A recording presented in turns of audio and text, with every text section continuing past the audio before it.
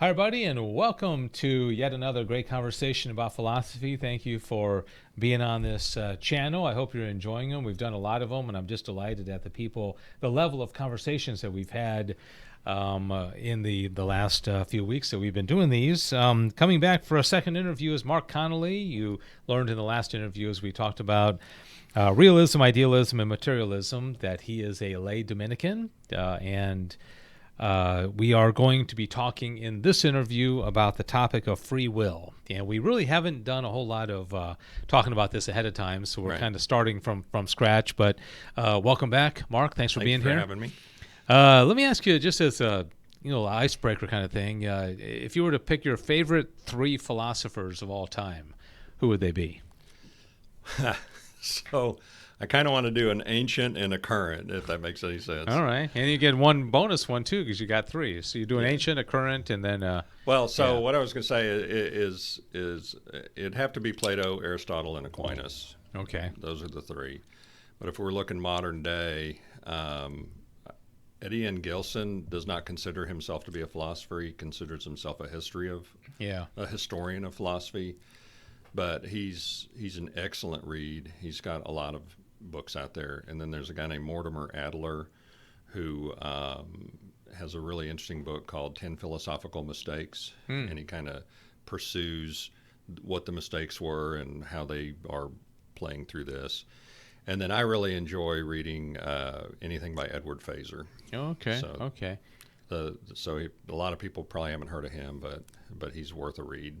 Do you know, these guys are that you mentioned are great, and oftentimes, like the philosophers of our age may not get the attention. I don't know if there's anybody out there, even in maybe not even in the theistic world or the believers world, or anybody out there that catches your attention just from a standpoint of just the quality of their thinking. I when I was speaking to Dr. Howe, he talked about this guy named David Chalmers. Oh yeah. And I never even heard the name. You know, so there's people out there doing some pretty interesting stuff. Yeah. That maybe 50 years from now everybody will know who they are. But I don't know how much you keep up with philosophy. Even outside the realm that you're particularly interested in. Right. Yeah. So I consider myself a AT philosopher, Aristotelian Thomistic, and so I spend most of my time reading in that direction. But there is a guy, and I mentioned him, Edward Feser. He has written a number of books. He wrote The Last Superstition, which is a pretty angry rebuttal to Dawkins and the God Delusion. It's a refutation of the new atheism. Mm-hmm. He's written Aquinas. He's written Scholastic Metaphysics. He's written the Aristotle's Revenge. So he's very interesting because he is very much trying to bring to the forefront in people's minds these old, ancient, discarded worldviews and demonstrate that they basically underpin all real science that's going on right now, for an example. Yeah. So I find him an excellent read. His blog is dense. Feser's is? Yes. Oh, yeah. Yeah. It's Feser, but it's pronounced Phaser.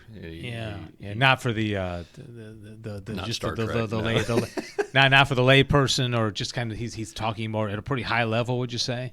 So the Last Superstition is actually intended for the general audience, as it is Aquinas, but you got to kind of take that general audience with a little bit of grain of salt. Okay, he's expecting someone that can read at a college level. Yeah. Okay. So. All right. Well, let's jump into free will. All right. And I know you don't want to talk about whether we have free will. We're gonna, for the sake of this interview, presume free will. Why so? So, to discard free will, you really have to have a mechanistic, deterministic worldview. You have to basically believe in the materialism philosophy, that there is nothing else outside of just the mechanics of the existing world. And then the idea is, once you do this, then this happens, and then you push this over here, and this happens, and voila, you don't actually have free will because it's all been predetermined, I guess, since the Big Bang, because you could trace, every time the cue ball hit the cue ball and every time an atom hit an atom. And it's kind of a variation on the butterfly effect, if you've ever heard that. Yeah, like the moth flaps its wings over here, there's a hurricane over here. And I don't find that to be a useful worldview. I don't know what you do with that. There's no point in talking about free will if that's the case. And if you don't have free will, then it kind of removes any conversation about, culpability. Is somebody really guilty for murdering someone? Is somebody guilty for stealing a loaf of bread? What's the point in talking about those if you think there is no free will? Yeah. What about on the other end of it? You talk about the materialism, the more atheistic materialism. Then you got like Calvinism, which also, he believed in God, but he also believed that God, that's not part of the equation either, free will, right? But while still being a believer, right? Yeah, so there's an issue that happens from there that's based on God's knowing everything. So the idea is if God knows everything, then he already knows what decisions you're going to make. So it's all predetermined, okay? So my response to that is to say, like I see you sitting here right now. I'm aware of you sitting there. If you picked up your cup, I would watch you do it.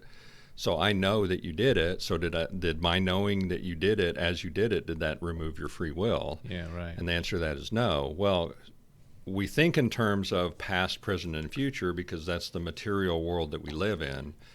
The fact that there is matter and that it can change basically necessitates some sort of passage of time. That doesn't apply to God, okay?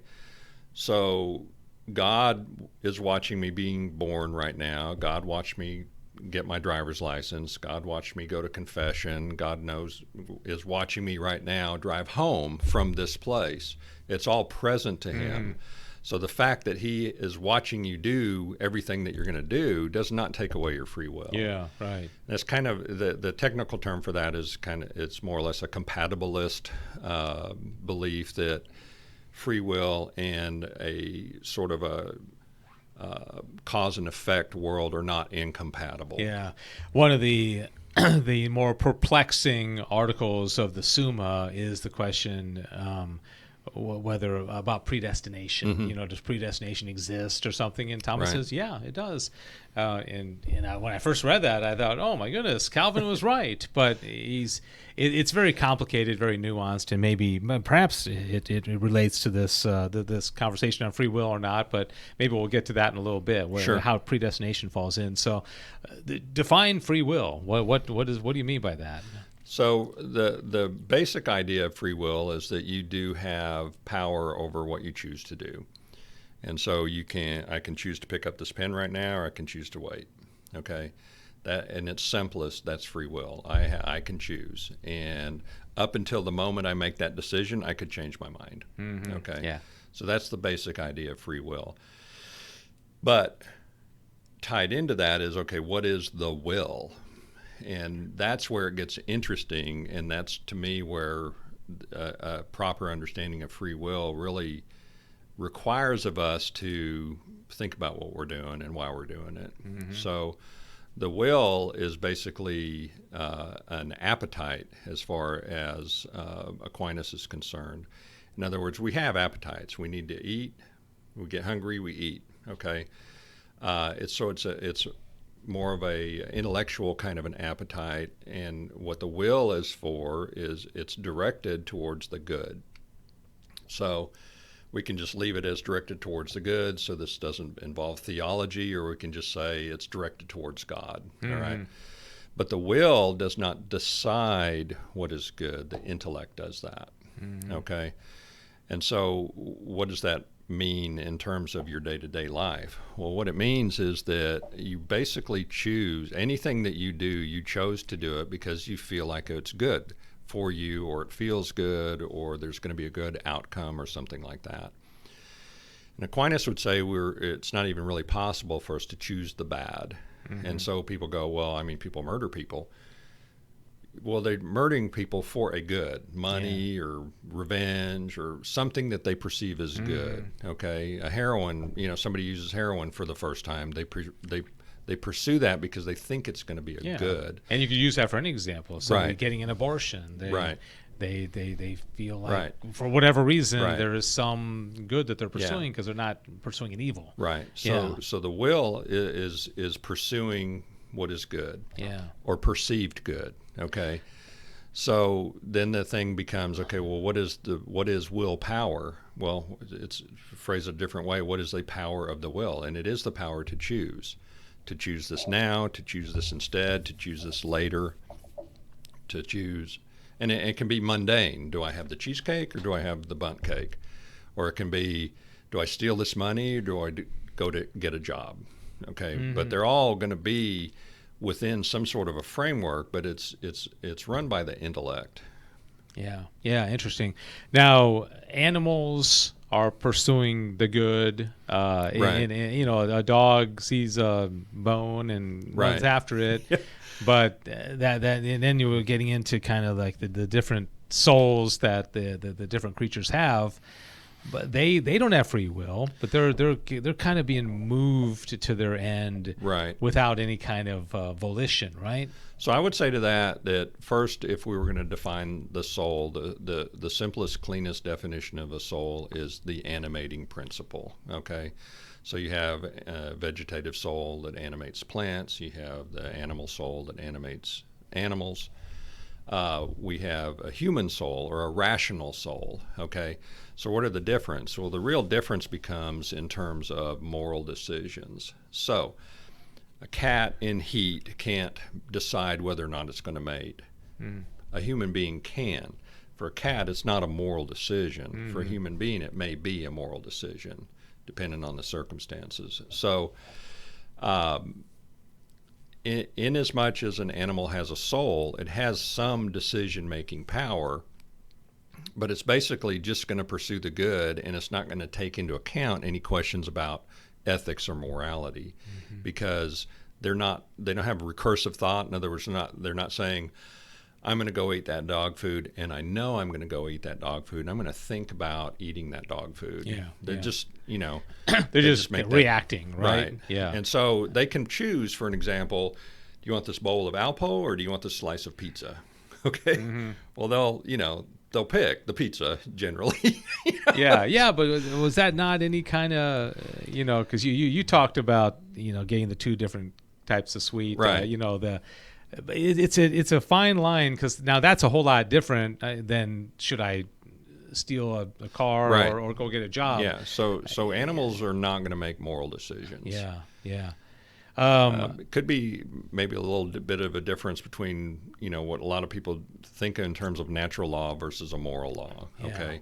Natural law is you drop a rock and it falls to the ground. Okay. There's a consequence to an action. Moral laws, interestingly, always have consequences. They're just not immediate. Okay. And so sometimes the consequence doesn't play out. So that's why you have to sit there and go, okay, should I do this? Should I not do this? A rock doesn't think about whether it should fall or not. It's just going to fall. Yeah. One of the fascinating things I have found in reading the Summa is that Thomas, and I don't know if I'm wording this correctly, but Thomas says that we don't really have free will as far as the being attracted to the good, right? Correct. That's kind of built into us. Right. So nobody could say, I don't want to desire the good. Right. Okay. In that way, that we are forced. Okay. So God has planted something in us that we cannot choose against, but that's the way we go about it, right? So there is that aspect to it, because a tree can't decide if it's going to grow towards the sun and take in nutrients. Okay. Babies don't really decide if they're going to take in nutrients. They're just impelled to. So at a certain level, the will as an appetite, if you think of it as an appetite, it's going to respond like our appetite does. We're hungry, we eat. We see something good, we go and get it.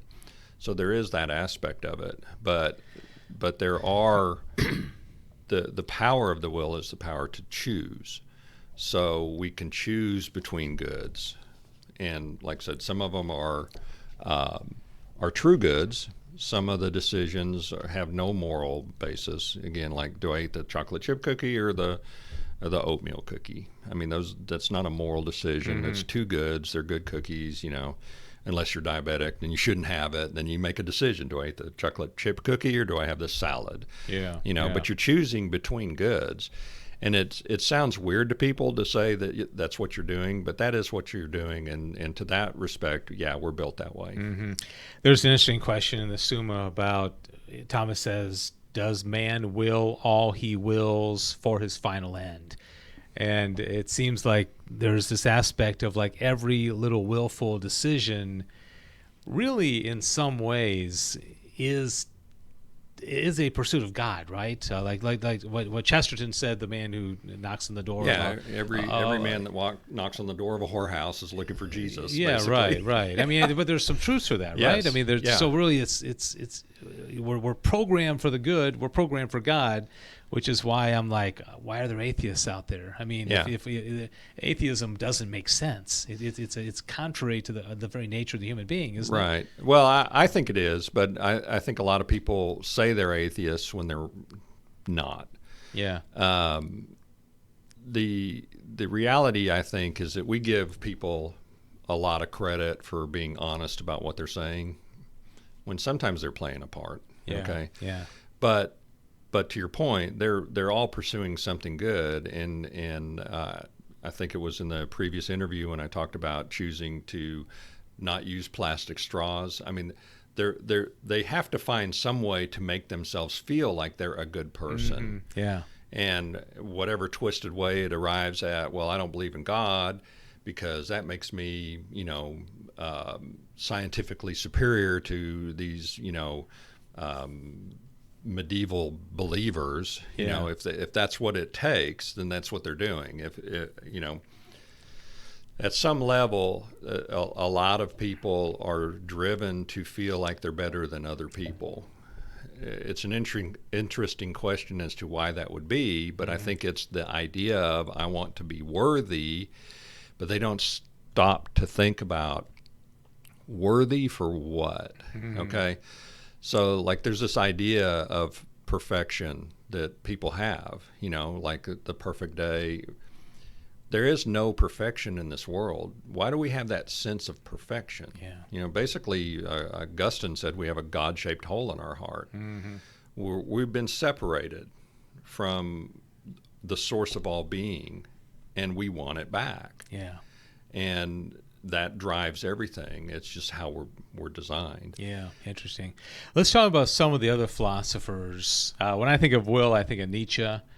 Maybe not in the sense that Aquinas spoke about will, but the will to power. What philosophers come to your mind when you think of free will or the issue of will in general? Anybody else? Not really. I'm trying to think of somebody that I may have looked at.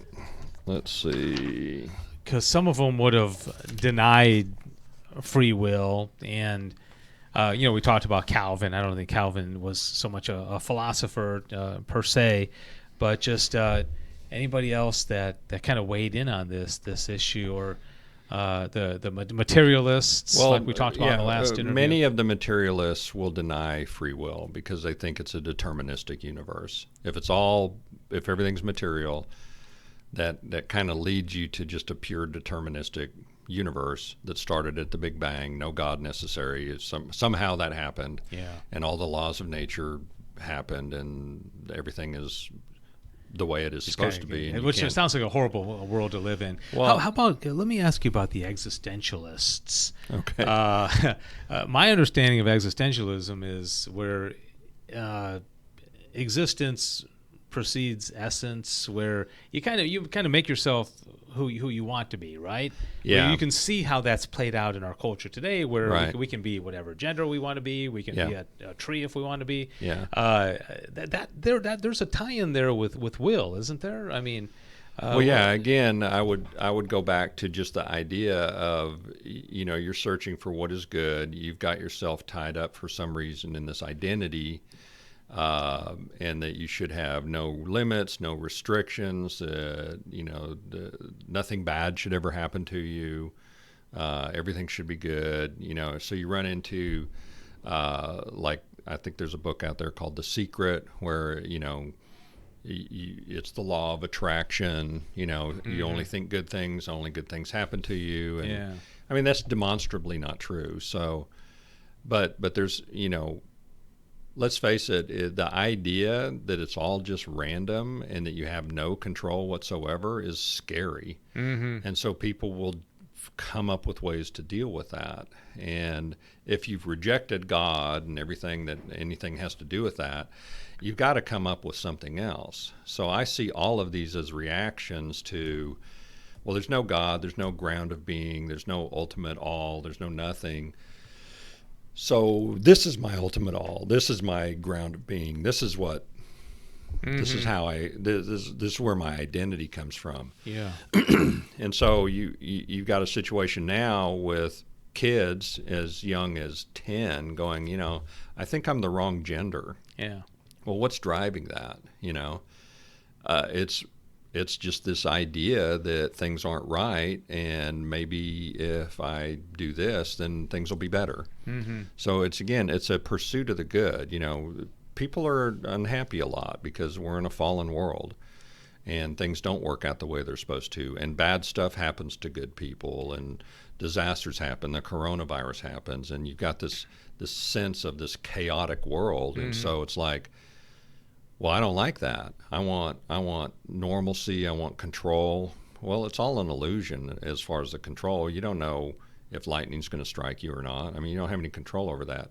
But that very visceral sense that anything could happen to me at any time is very scary, and especially if you have nothing to go back to. And so what do you do when you're scared? You try to address those fears. And so if part of addressing that fear is murder, then that's what you do. If part of it's stealing, that's what you do. If part of that is going to church, that's what you do. I mean, at some level, you do what you want to do, and the idea is to bring you satisfaction or good. You're trying to fill that hole in your heart. Free will doesn't necessarily have to be connected to believing in God, right? No, there's a lot of an atheist could believe in free will, but they just have a different concept of what it's directed to. Yeah, I think so. They would have a hard time defining it, I think, because they would have to go with the simplest answer, which is it's just my power to choose. And we all have that power to choose. I mean, even if a guy's pointing a gun to your head and saying, give me all your money or I'll shoot you in the head, you have the power to choose. No, shoot me in the head, or no, here's my money. That's still a choice you make. People don't think of it as a choice. It's a choice under duress, but it's still a choice. So we have the power to choose. But the problem with that and free will in general is if you don't have some kind of a formed conscience, and if you don't have, if you're saying, for an example, one of the upshots from some of the materialist worldview, if it feels good, do it. Pleasure, just do pleasure. Do whatever you want, do whatever makes Hedonism. You happy. Yeah. And it rolls into even how we're raising kids. You've heard of the participant ribbon generation where everybody wins. All of those are false realities. They don't track to actual reality. So you have to have a sort of an intellectual understanding of what is the actual good. Yeah. And you need to be able to base that on something other than, well, we shouldn't use plastic straws because of the turtles. I'm not saying that's bad, but I'm just saying that that's hardly a basis for a worldview and figuring out what's going to bring you satisfaction. One of the more perplexing parts of like the Summa is the question about does Jesus have free will? Did Jesus have free will when he's walking the earth? Do the blessed in heaven have free will? And in every case, Thomas says yes. Yes. And so a person looking at Jesus and saying, well, if he had free will, that would mean he can sin.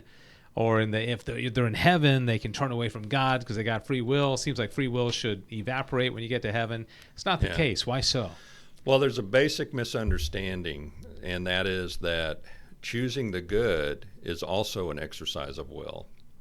Choosing the bad is how most people identify exercising the will, okay? Yeah, I have free will because I decided to steal this money, okay? I did what I wanted to do. Pro-choice, yeah. Right, instead of, I have free will because I chose not to steal this money.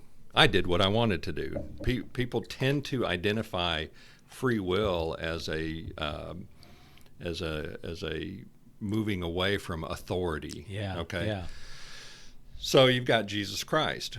Okay. Well, what is he going to do? He's going to pursue the good, and his human body and human soul are fully harmonized. Okay. That's like pre-fall, like Adam and Eve kind of a thing. There's except he's not capable of being deceived. Okay. Yeah. So people go, well, Adam and Eve, they had all this. Well, they were deceived, okay? They were offered an apparent good. But if you eat the apple, and it even says it in the Bible, Eve saw it and saw that it was good, okay? So she pursued the good. Well, Jesus knows what the good is, and he's going to pursue the good. Yeah. That's not an indication of weakness or an inability. That's, if anything, that's an indication of power. The ability to choose what's right. Right. I mean, that's and it. so if you're in heaven, face to face with God, the hole in your heart filled, why would you choose something different? Yeah. I mean, there's no compelling reason for choosing something else when everything you've ever wanted is right there. Yeah, right. Interesting. Well, we're just about out of time. All Time goes by so fast. This is one of those topics of philosophy that has very, very big time ramifications for real life on the micro level of our decisions we make, but also the big things going on. I mean, so what's you mentioned a few suggestions for reading, like Phaser, and of course I recommend the Summa. Yeah. If somebody wants to pick it up. Any other reading suggestions? So everything that I've got on free will has primarily come from the Summa. There's a lot of books out there telling you that there is no free will. They're an interesting read from the standpoint of, okay, what's wrong with this picture? So for me, if I picked up a book and it's There Is No Free Will. I forget the name of the author. But I bought it on purpose because I wanted to understand the flaw in his thinking. Sounds presumptuous. You know, he's saying there's no free will.